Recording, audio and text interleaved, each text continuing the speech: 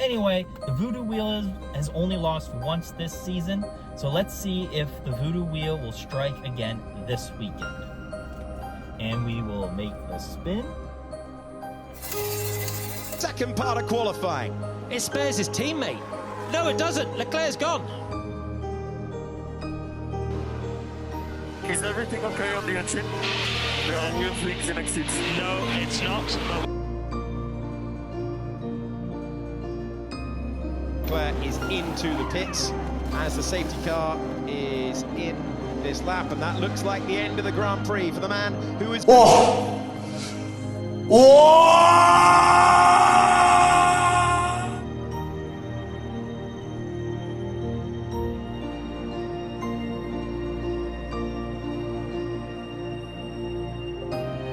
Our landing on... Oh no! It landed on Ferrari. Both Ferraris out of the race. That's sad. Heyo, Chris here, and thanks for tuning into the Delta. Do you believe in the voodoo yet? I certainly do, especially as it struck my beloved Ferrari team. Oh my god. This was a rough weekend as a Ferrari fan. That's how I know I bleed Ferrari red. But overall, the race was amazing. I can't sit there and be like, oh, Ferrari did horrible, so it wasn't a good... The race was amazing. The race was so entertaining from start to finish.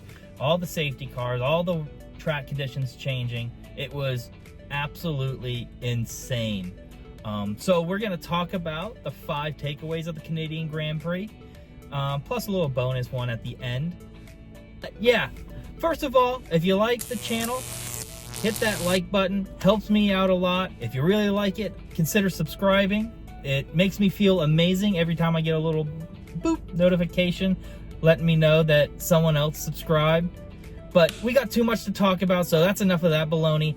Let's just get into the 5 takeaways of the Canadian Grand Prix, starting with number 5.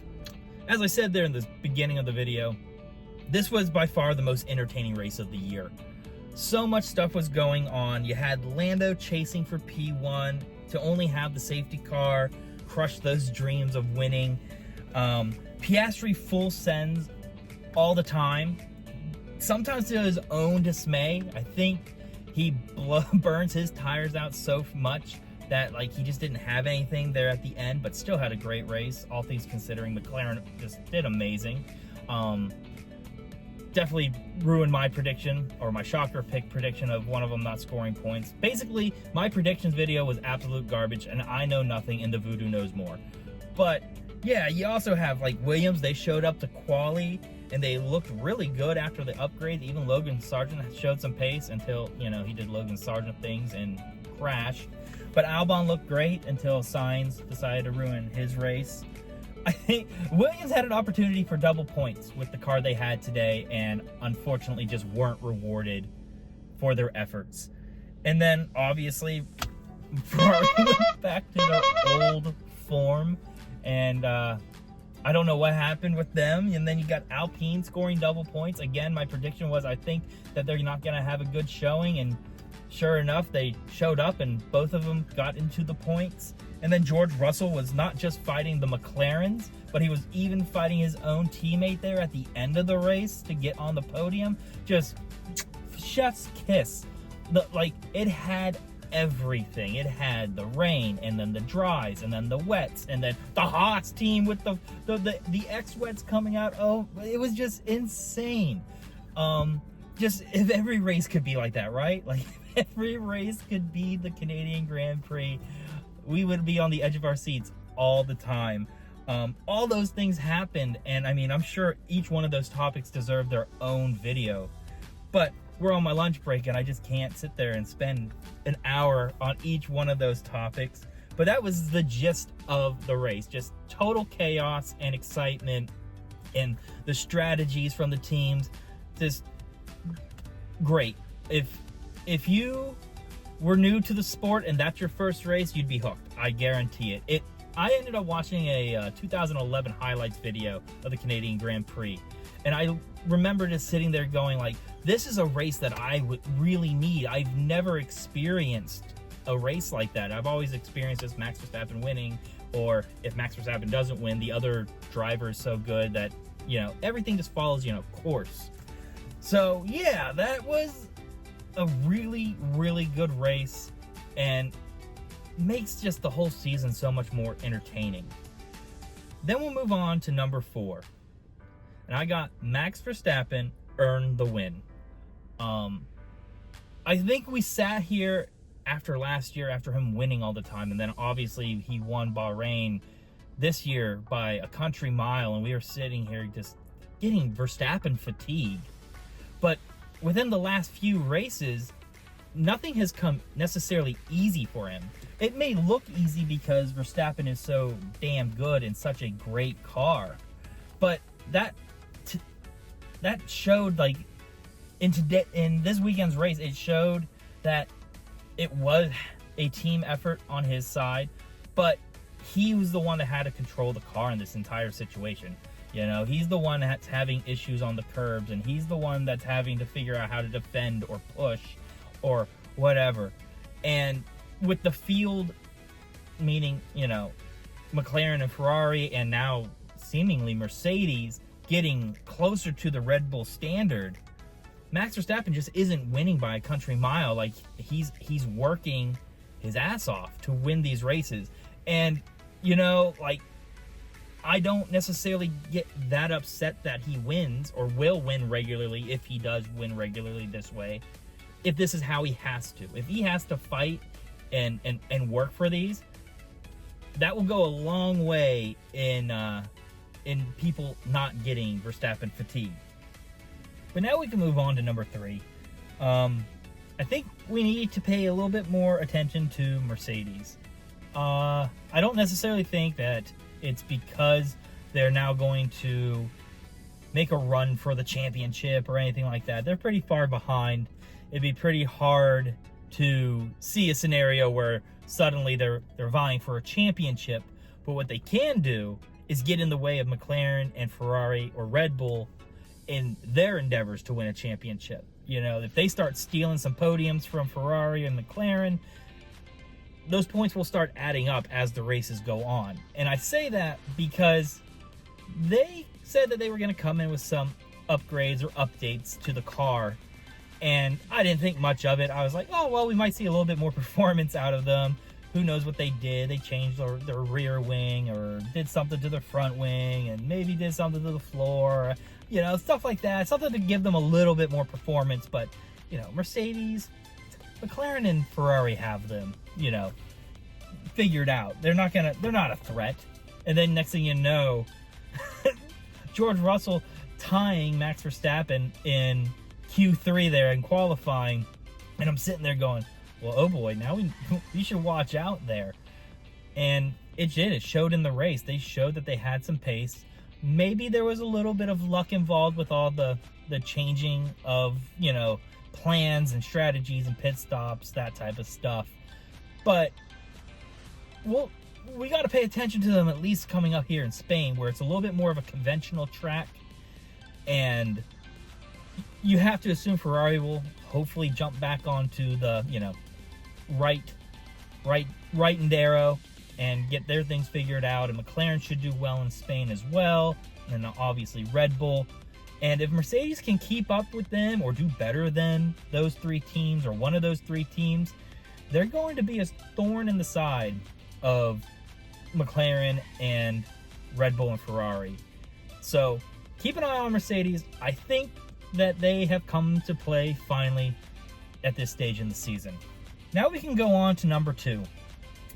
What the hell is going on with Sergio Perez? This is, what, 3 races in a row where he's just done very poorly? Like, I am kind of a Sergio Perez backer. Like, I don't necessarily think it was a bad decision to keep him or extend him on his contract. I do think he has a very good skill set to be a good race car driver. But these qualifyings, they're screwing him.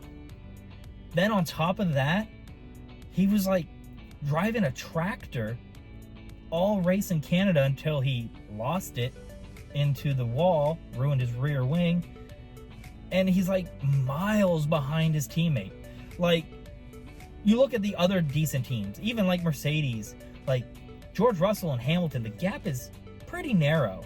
Even when Ferrari is sucking, it wasn't like Leclerc was having a bad day and Sainz was having an amazing day. Like, they were both having a bad day. They were both slow. And then you have obviously McLaren with Piastri and Lando, who were just up front and fighting, both of them, the entire race. Like there's the gap between 1 and 2 driver on those teams isn't very large. And then here you have Max Verstappen putting on a great performance there in Canada, and Sergio Perez can't even get out of Q3. I don't know how things work in Formula One. I would imagine there has to be some sort of clause that is performance-based in that new contract, that like if he doesn't perform, Red Bull could still jettison him. Like, I can't see why Red Bull would sign him without a clause like that, just for the sheer fact that like they're trying to win a constructors. Like, the gap is still close. Like, even though Ferrari did poorly, they're only like 50 points behind Red Bull, and McLaren's only like 100 points behind Red Bull.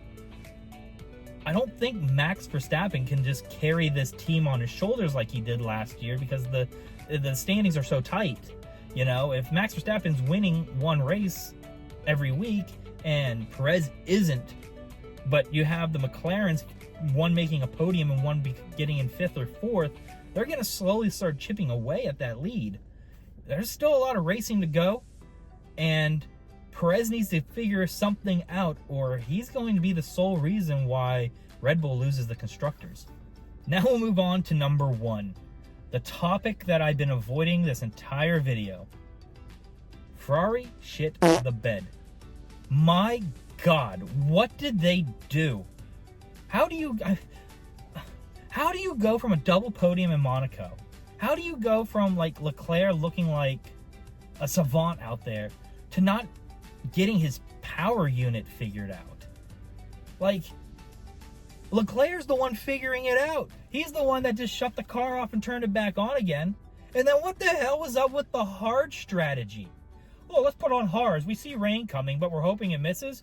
Like, okay, we're shooting for the stars here, but at the same time, like, for a second there, I thought Fred Vasseur was going to rip off his mask and I was going to see a Binotto face. Like, that's where I was. I was like, we've hit Binotto stages. Not only are they playing or driving like shit, but we're making decisions like shit. I was pretty livid after qualifying. Like, the qualifying ended and I go, well, I'm already upset about the race. And then and then the race happened, and I'm sitting here going, well, with the weird track conditions, I'm looking at the weather report, I'm like doing like this Ferrari mental math to like justify any possible way for Ferrari to do well. I'm like, yeah, well, they look slow at practice and they didn't do in qualifying, but I mean, heck, if there's an accident in the beginning, they can gain a few spots, and what if there's a few safety cars and you get in the right window for a pit stop? You can get some points. I didn't think they were going to win. I didn't even think they were going to podium. But there was a path for a Ferrari, which, compared to the rest of the pack, is better than most of the other cars out there, for them to at least get top 8. And my God, what a disaster. I don't know what to think. Again, I am curious about Spain. I'm thinking more like this is just a one-off. Like, every team has a bad day, right? But this was a really, really bad day. And I won't say I'm concerned for the season, but it is alarming because good teams in all sports may lay an egg from time to time, but they don't typically lay an egg this big and then recover from it. And I'm looking into Spain saying, what are we going to do? Because, again, you ran into a race where Verstappen got 25 points for winning, and Perez didn't. Like, you didn't have to win the race. You didn't even have to get really podium. But if both of your drivers could have gotten some points, you would have kept that gap essentially in a one race gap to catch up, at least in the constructors, right? And they just did bad. They didn't finish. They got 0 points. They get awarded nothing. You get nothing. You lose. Good day, sir. And now that gap's 50, so now you're looking at a 2-race gap. And if you think Red Bull's going to continue, especially on Perez's side, to drop the ball, I just don't see that happening. I feel like they missed out on a great opportunity after a double podium win there in Monaco. And if you could have just gotten some points in a race where only one of their Red Bull's drivers got points, things would have been all right, despite the bad practices in quali. And instead, they got nothing accomplished, and now they're on an uphill battle and only 50 points ahead of McLaren, who seems to not be slowing down in any shape or form. That damn voodoo wheel, I tell you what. But yeah, that's about it. I got about one more bonus thing to say after watching the Canadian Grand Prix, and that is F1 needed a season like this last year as an American. Again, I'm an American. I'm the new fan. I'm the market that F1's trying to reach out to. And last year was the year they put all the effort into getting us Americans into it. You know, Drive to Survive was being promoted everywhere. Like all the sports networks that I watch or paid attention to, they were always showcasing, hey, Formula One, tune into Formula One, watch Max Verstappen, look at Charles Leclerc, Lewis Hamilton, the 7-time champ. Like all this hype, and week in and week out, I tune in just to watch Max Verstappen win by 20, 30 seconds. And I think they lost a lot of people right there. They lost a lot of people saying, what, this was what's exciting, watching one driver win by 20 plus seconds every race? All right, I'll go watch some baseball, which is pretty bad because baseball's probably the most boring sport that Americans watch. Then you get this season, and then you start with Bahrain. So, like, again, there was all this hype. Tune in to Bahrain season opener. Max Verstappen wins by 30 seconds or whatever. Okay, guess we're not watching that anymore. And then all of a sudden, too, all these races are in the middle of the night here because they were in the Middle East. No one's tuning in. And now everyone's kind of dispersed. And now we have an exciting race. We have an amazing race. Most exciting race I think I've ever watched since I've been starting. Canadian Grand Prix this year was the most exciting race I've seen in my 3 years of watching. And I think they missed a lot of the American base because no one cares anymore. I hope that we can figure out how to turn it around. I'd really love Formula One to become maybe not a staple, but in a topic of discussion. To give you an example, like, it's not like it's not working. I work here with a bunch of construction workers whose favorite thing to do is eat hot dogs, drink beer, and maybe watch football on the weekend, right? I talk a little bit about Formula One, and they go, oh man, I heard about that Las Vegas race. That was kind of cool, wasn't it? And I was like, yeah, it was a pretty interesting, just the little conversations here or there. But if any of them tuned in last year, they sure as hell weren't tuning in this year. And Formula One kind of screwed it up, and not by their fault. It's not Max Verstappen or Formula One's fault that they were so dominant last year. I just feel that last year was the year they tried to get all the American fans into the sport. They missed out on it because Verstappen was so dominant, and nobody wants to watch a driver dominate. We have no problem with an individual doing so great that they win all the time. While it can be annoying, if they have to earn it like Max has been trying to earn it this year, I can enjoy that. We can appreciate that. Give Max Verstappen some competition with Lando pushing and Leclerc up there. Like, that's exciting. And unfortunately, I just think that we're falling behind in the American market because no one's tuning into the 2024 season. But anyway, this video is probably far too long. I appreciate all of you if you have decided to stick around for the whole thing. But yeah, that's the Canadian Grand Prix in a nutshell. Plenty of more to talk about. Wish I had more time to talk about it. But until next time, take care, stay safe, and have fun out there. Bye, everybody.